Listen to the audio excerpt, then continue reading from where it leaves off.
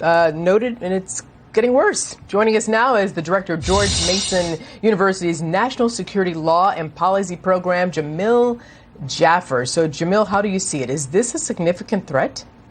Yeah, Arthel, look, I think that obviously the ability of the Chinese to deliver nuclear weapons or even conventional warheads through a hypersonic capability is an important new step for them. The ability to bring a weapon out from space like an ICBM would, but to be able to maneuver it the way these glide vehicles can at such high speeds that can evade our existing missile defenses is a huge step forward and a huge potential threat to the United States if, in fact, we get in a conflict with them, whether that's over Taiwan or some other area, as Eric was just talking about. So is there a diplomatic response, or this is a call for something more dramatic? Well, look, I think that in a lot of areas, China is seeking to engage us and get ahead of us, whether that's quantum, semiconductors, or the like. China's making advances, and we're not necessarily keeping up the way we should. We've been testing hypersonic vehicles for a while, but back in 2018 even, a U.S. defense official testified that they were testing 20 times as many hypersonic types of capabilities than we were. And so we need to stop playing catch-up, right, as we are today, and being surprised that the Chinese are testing these kind of vehicles and really starting to get ahead of this. And look, this is true, Arthel, not just in military weapon systems. It's true in rare earth metals, where the Chinese are trying to corner the market. And it's true in other areas like semiconductors, where they've got a huge chunk of the market and are threatening a huge part of it there in Taiwan. Yeah, no, all excellent points. Meanwhile, back to the hypersonic missile testing. There's always a why and a why now behind this type of testing. What is it in this instance?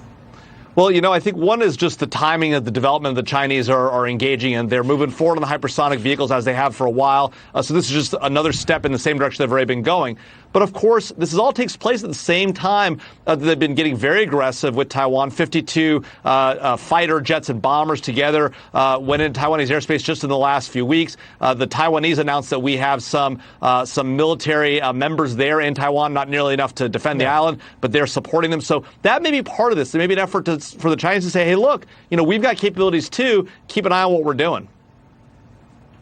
Listen, I wanted to ask you this. I'm going to bring it to politics now, because I want to ask you, about the gridlock in Congress and the pervasive tribal politics.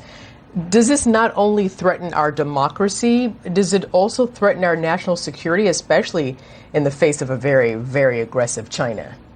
It absolutely does. Arthel, we have got to come together as a nation, putting aside politics, and recognize there are very real threats in the world, whether they're threats from terrorists or threats from nation states like China, who are inveterately opposed to America and what we want to do in the world and our leadership of the world community.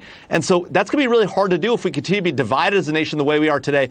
I happen to have the good luck to work for two members of Congress, Senator Bob Corker and Congressman Mike Rogers, both of whom work closely with their Democratic counterparts, Dutch Ruppersberger from Maryland on the House Intelligence Committee and Bob Menendez on the Senate Foreign Relations Committee.